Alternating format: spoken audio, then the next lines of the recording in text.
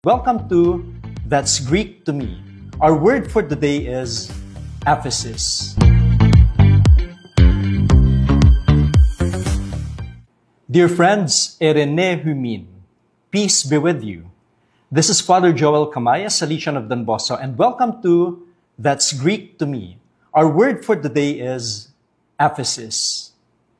Ephesus means release, forgiveness, liberation. Yung pagpapatawad, paglaya.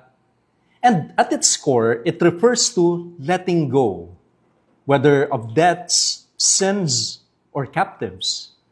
It carries the sense of setting free and giving a fresh start.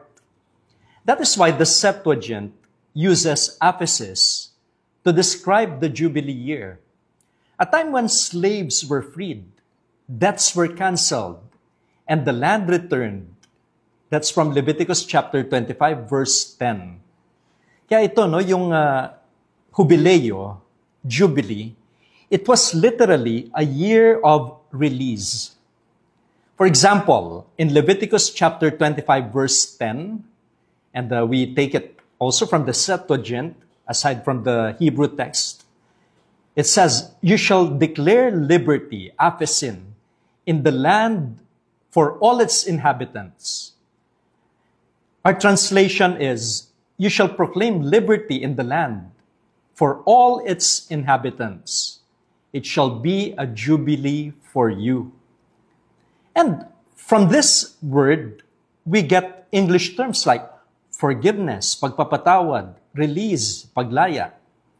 It also stands behind the theological idea of remission, as when we say, Jesus Christ gives us the remission of sins. Now, for us Christians, Ephesus means more than economic or social release. In Christ, we are set free from sin, guilt, and death. And the Jubilee foreshadows the great liberation brought by Jesus. Ito yung challenge nito para sa atin. Do we allow God's mercy to release us from our burdens? And do we practice release, mercy, forgiveness, and generosity toward others? Tayo ba'y maawain? Tayo ba'y nagpapatawad? Tayo ba'y nagbibigay, bukas palad sa iba? To live Jubilee is to live freedom for ourselves and for others. And that's our word for today. May these words accompany us as we grow in faith. Meron ba mga salita sa Biblia na mas gusto nyo maintindihan at malaman kung ano yung ibig sabihin nun? Pwede kayong mag-comment, magtanong kayo at sasagutin natin yan. And, of course, I invite you to like, to share, and to subscribe.